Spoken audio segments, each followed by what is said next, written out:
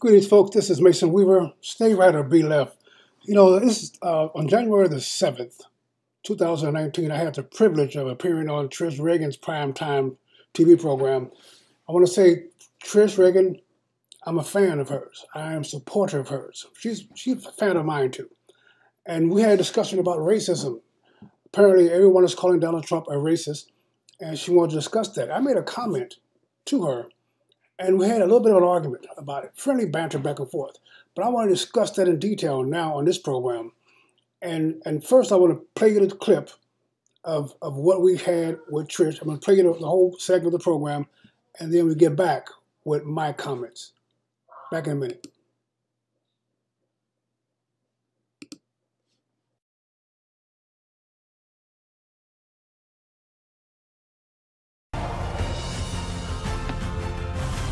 Breaking tonight, the radical left continues its unhinged attacks on our president. Actor and longtime Trump critic Robert De Niro, in an interview, was asked if he thinks that the president is a white supremacist. And he answered, I'm going to share it with you, quote, yes, I guess fascism is what it leads to. If he had his way, we'd wind up in a very bad state in this country. The way I understand it, they laughed at Hitler. Okay, so now we have this newly minted representative and Democratic strategist, Alexandria Ocasio-Cortez, out there saying that she is certain the president is a racist. So you see the theme here? They're all piling on. Watch. Do you believe President Trump is a racist? Yeah, no question. How can you say that? When you look at the words that he uses, which are historic dog whistles of white supremacy, when you look at how he reacted to the Charlottesville incident where neo-Nazis murdered a woman versus how he manufactures crises like immigrants seeking legal refuge on our borders, it's night and day. Joining me right now, former Black Panther turned Republican Clarence Mason and former advisor to President Clinton, Doug Schoen. Good to see you both. Thank you. Thank you. When you throw out the racism thing or the Hitler thing, well, first of all, the Hitler thing, to me, that's just entirely disrespectful to all those that lost their lives. The millions and millions and millions disrespectful to Donald Trump. What do you mean? Yep. Well, I mean, Donald Trump is someone who I've known and worked for, and I disagree with politically. I am still a Democrat and a proud one. But Donald Trump is not a racist. He's certainly not an anti-Semite. And I actually have found him to be somebody very sympathetic with, comfortable with, and his son-in-law is an Orthodox Jew. And his daughter converted. Yeah, and Trish, to my way of thinking, to equate him to a mass murderer because you disagree with his policies and maybe disagree vehemently is, to me, really an obscenity. Yeah. I mean, beyond obscenity. You say it so well. I mean, I look at it and I'm just disgusted. I've stopped even bothering to, because, you know, over there on MSNBC, they throw it out every other day, right? He's somehow akin to Hitler. To me, it is disrespectful to anyone that lost their life and that really horrific moment in history. And yes, you're right, disrespectful to him, but I think it goes even further than that. But, you know, between the Hitler stuff and the racism card, I mean, you know, they say you're racist, and Clarence, that's a hard one to, like, what do you say in response? I mean, he's sitting there going, no, that's really not what I meant. But the fact that you're saying, oh, it's not what I meant, it means you're back on your heels. And that's a very clever tactic, I would say, by the left to just keep throwing that one out there. It's a grenade. It's only a clever tactic if you respond to them. These are the village storytellers. Their job is to go about the village screaming the news the king wants you to hear. So we're talking about whether Donald Trump is a racist or not. I'm a black man. I was injured by a racist. I know what a racist is, and does not matter. It doesn't matter if Trump is a racist, folks. Here's why. As a black man, I'm enjoying my 401k.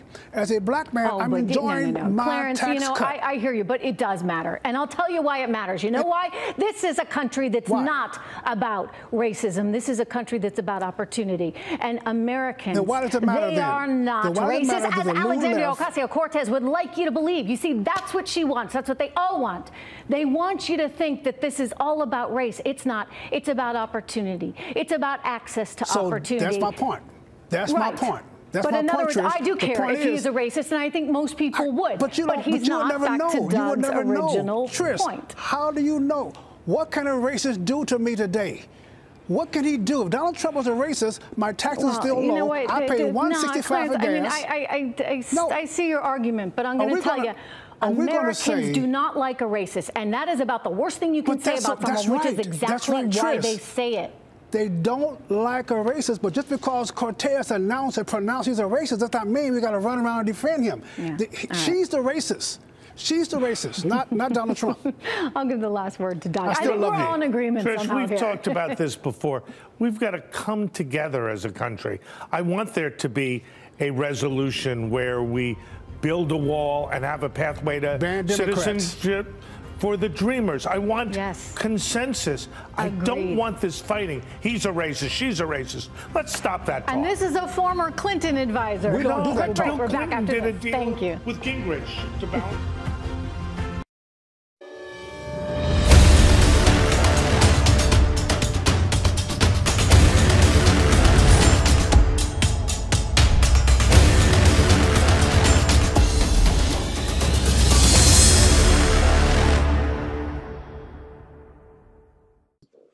Now, that's the video of the TV program, and I want to explain to you what I meant.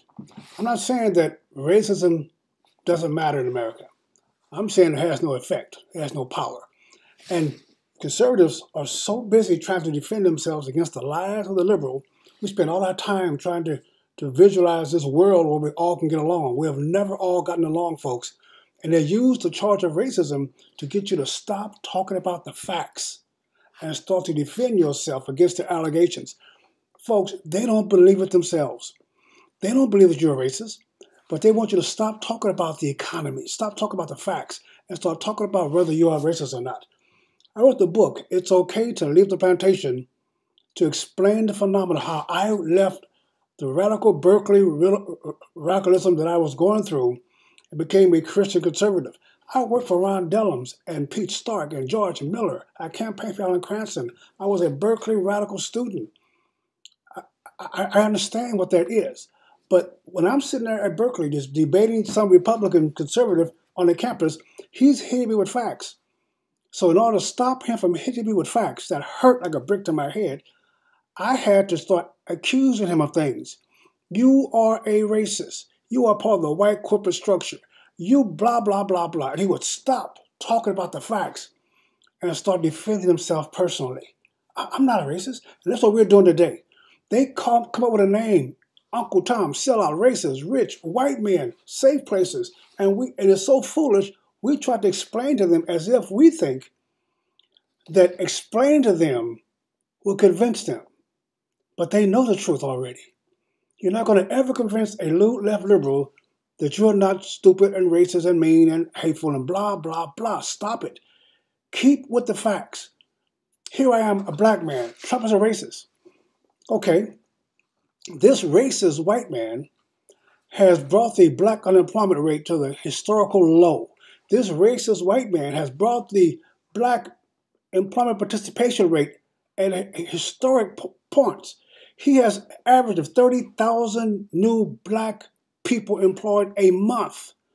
He has risen the academic standards. He has gotten to the point where now even black high school dropouts from inner city ghetto schools are getting jobs. This racist white man has given black people a tax cut because, see, that tax cut was for black workers and white workers. This racist white man has brought companies back to America, jobs, money back to America, creating more American jobs, and black folks who have gotten themselves prepared for it. Black people who have gotten themselves educated and informed and out in the streets doing things, they are taking advantage of what this racist white man, Donald Trump, has done. So in spite of him being racist, more black folks are going to work. More black people in business. 450% increase in black-owned businesses since Trump got in office. This racist white boy must not know what he's doing. He is improving the lives of Americans. So black folks, now you got money in your pocket. Every black person with a 401k program has made money under this racist Trump. So you racist white radical Donald Trump, keep on keeping on.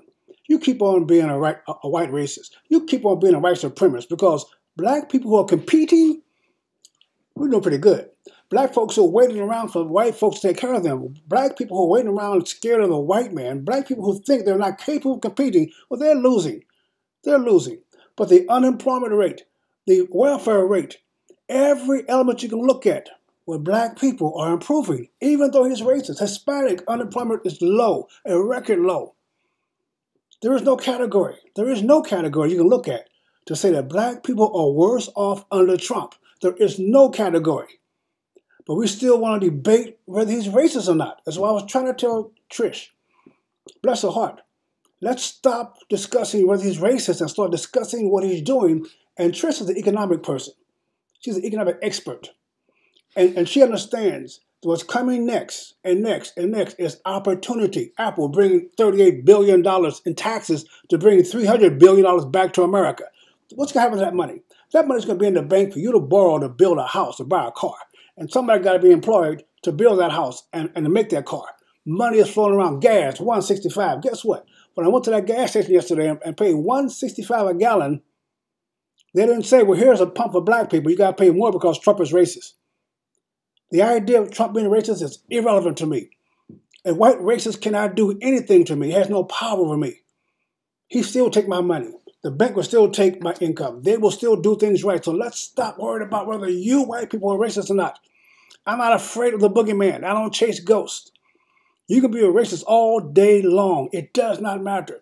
Now, the idea that we should live in a race-free society, folks, I don't know. I don't see how we're going to enforce that. How can I make the neighbor of the street like me?